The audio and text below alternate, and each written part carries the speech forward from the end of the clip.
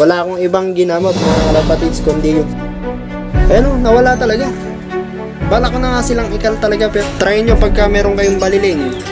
Pagtyagaan nyo lang lagyan yung inumin nila ng yung kanila lang Hindi nyo namamalayan na ano na pala, magaling na pala sila. Ayun, grabe, nakakatawa. Oh, ang baliling yan, grabe oh. Kakarga na naman natin tong kulokoy na to. Eh, lagi tayo pinapahamak niyan pag nakapuling. Hindi ko siya ipupuling, guys. Yo, what's up sa inyo mga kalapatid? Nagbabalik na naman ang Team Chambalero Brothers. Time check, 4:21 ng hapon. So, update nga tayo mga kalapatids doon sa ibon natin na binabiyaheng papuntang Catbalogan. So, ngayon nga dapat ang abangan nun, paratingan na sana ng ibon nun. Kaso mga kalapatids, hindi umayon ang panahon sa atin. Kasi nga doon sa may Matnog, Sorsogon, hindi maganda yung panahon mga kalapatids. Hindi makakabiyahe yung barko, yung sasakyan ng mga truck. Kaya na-postpone yung release kaninang maga. Huwebes, Biyernes, Sabado, Linggo, i-release mga kalapatids yung ibon namin. So grabe, ilang araw nang kumakain yung ibon namin sa truck. Sana naman nakakain ng maayos yung mga ibon at nakainom. Pero nag-a-advisory naman yung club na napapakain at napapainom sila ng maayos. At yung crates daw hindi masyadong crowded, sakto lang yung bilang ng bawat crates. Bukas tayo mag-aabang mga kalapatids. Bukas ng hap. Ngayon na sana tayo nag-aabang Kabahan na sana ngayon kung sino maglalapinir Magkakaalaman na sana kung sino makakapagpauwi. Kasi nga, ano yun, suntok sa buwan. 200 kilometers mula Legazpi Albay tapos Catbalogan, 200 kilometers. Grabe yun. Ang matindi pa rito, tawid dagat. Mas lalong pinahirap yung karera na to kasi nga, ilang araw na sila sa crates ng truck, binabiyahe. Nadagdagan yung stress ng ibon. So, lalong nakaka-excite kung sino yung magkakalak bukas, yung magde-daybird. Congrats na agad sa mga magpapa-daybird. Sana naman isa tayo doon. Minsan lang Boy Lulu at saka Jojo. Pasayahin nyo naman sana kami bukas. Kasi puro lungkot kung dinudulot sa akin. Yung iba natin na yun, sila yung matyaga. Kaya sila yung sinakay natin ng tawid dagat. Yung kasama nila, dinerby nating dalawa, nawala na si Bruno at saka isang gangbird. Si Boy Lulu at saka si Jojo na lang yung matibay. Kaya wala tayong pagpipilian. Yung tala. Yung itlog ng asawa ni Jojo, mga kalapatids. Dating asawa to ni Bruno, ala na, iniwan na yung itlog. Hindi na inupuan sayang. Pero mainit pa. Ay, inuupuan. Inuupuan yan. Mainit Tutuloy natin yan, sayang Malay nyo, dito tayo kumuha ng pang ano natin, pang GB, di ba? Island Born, tapos ex-Lulu. Mamimiss ko yung dalawa na yun mga kalapatids. Kapag hindi nakauwi yan ewan ko na lang. O Sabado nga pala ngayon mga kalapatids. At loading day na naman sa JRPC. At ikakarga na naman natin yung ibon natin. Meron tayong hindi na ikakarga si Genesis. Na natin ikakarga si Genesis at gusto ko maalagaan niyang mabuti yung mga YB niya. Ayun. Magparami ka na lang boy. Bago tayo kakarga mga kalapatids, ito nga yung ibon natin na disqualified. Sana inililipad to ngayon sa kasama siya sana sa derby, kaso nga nagkabaliling siya. Ngayon siguro 1 linggo ko na siyang pinaparonda, tsaka na-toss ko na rin siya, na-mid-toss. Gusto ko ulit siyang ikarera, i-agis. So isasama natin siya sa training mamaya, ibabasket natin siya. Sayang lang, hindi natin na-karera. Na-entry, young bird category sana. Sabahan natin kung makakawi siya mga kalapatids. Pero, nakarating na to hanggang Laguna yata, yung last toss na to. Ay, hanggang Rizal lang pala. So, abangan natin mga kalapatids. Tibay itong ibon na to. Kaso medyo lugon pa. Pero sabi ng mentor natin, wala naman kaso yung lugon na yan. Wag lang sa pakpak. Ito rin isa na to. Bali dalawa nga silang yung nagkabaliling. Ayan. Okay na. So paliparin natin. Ito yung grabing baliling Pero nagulat na lang ako na wala. Biglang gumaling.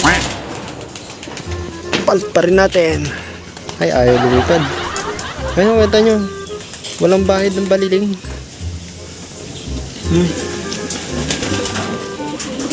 Alam nyo yung ginamot ko dyan, ano lang, Sunrox, sinahalo ko sa tubig. So bali, 2 weeks yata na hinahalo ko sa tubig yung Sunrox, pinapatakan ko lagi yung tubig nila. Yun lang, yung nakagaling sa kanila. Kalahin mo bang grabe yung baliling yan? Parang wala siyang baliling, oh. Oh, baliling survivor. Kinis pa niya ngayon, grabe, oh. Ganda. So, Sunrox lang, ginamot ko dyan. Sa tubig, hindi ko pinapatak sa ano nila, sa lalamunan, sa tubig nila sa inumin. Ino-overdose ko sa inumin nila. So, yun lang. Wala akong ibang ginamot, mga kalapatids, kundi yung Sunrox lang. Ayun, nawala talaga. Bala ko na nga silang ikal talaga, pero ito, galing.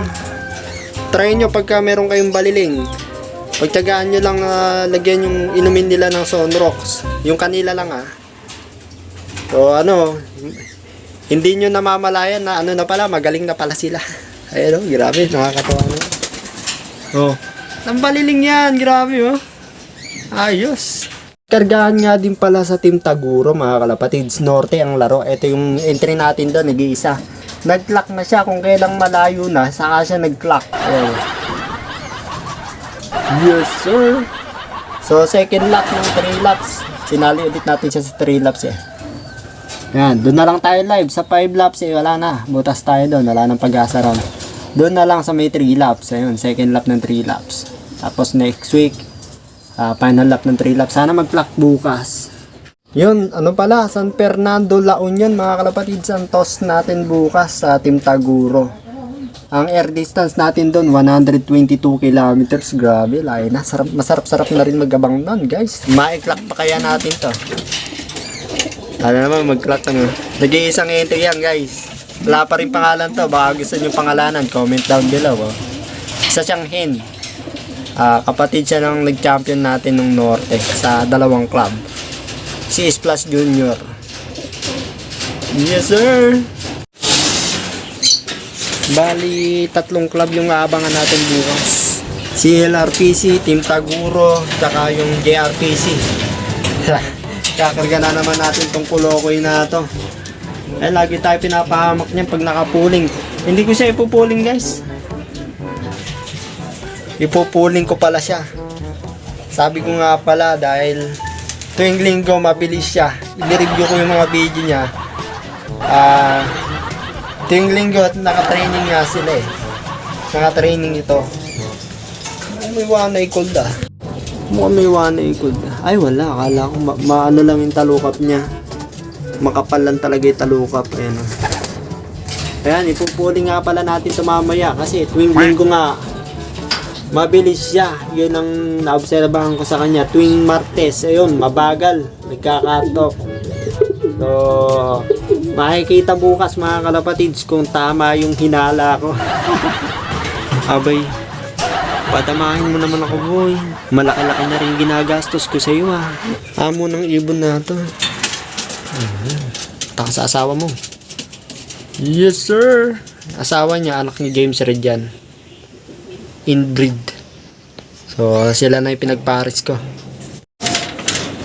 Ito palang asawa ni Lulu na skip natin ng isang hagis to kasi nangitlog nga siya. Pero ngayon, kakarga na ulit natin siya. Bala ko siya yung isali natin sa pan race tsaka sa grand pooling ng JPRC kasi etong ibon na to consistent to kumbaga hindi siya nagpapalit. Pag may umuwing isa, kasunod na rin siya agad. So yun ang mga gusto kong sinasali sa mga 4 laps, 5 laps, 6 laps. Pwede yun, mga kalapatids. Hindi yung mabilis sa una tapos sa susunod ala na, magkakaatop, mabagal, ganon. Sana nga tama yung prediction ko. Ala, yun yung napapansin ko sa ibon na to, kaya hindi ko pa ito pinupuling, mga kalapatids. Yan hindi ko pa pinupuling yan. Inoobserbahan ko pa lang tong ibon na to. So, next week, grand pooling na, mga kalapatids. Pre-pooling pala muna. At ito yung pa-premyo ng JPRC sa pre-pooling. Yan, grabe, mga kalapatids. Motor na naman. At saka, grabe yung grand pooling, Ito yung grand pooling. Ano masasabi nyo, mga kalapatid? Solid, 4 wheels yan, grabe.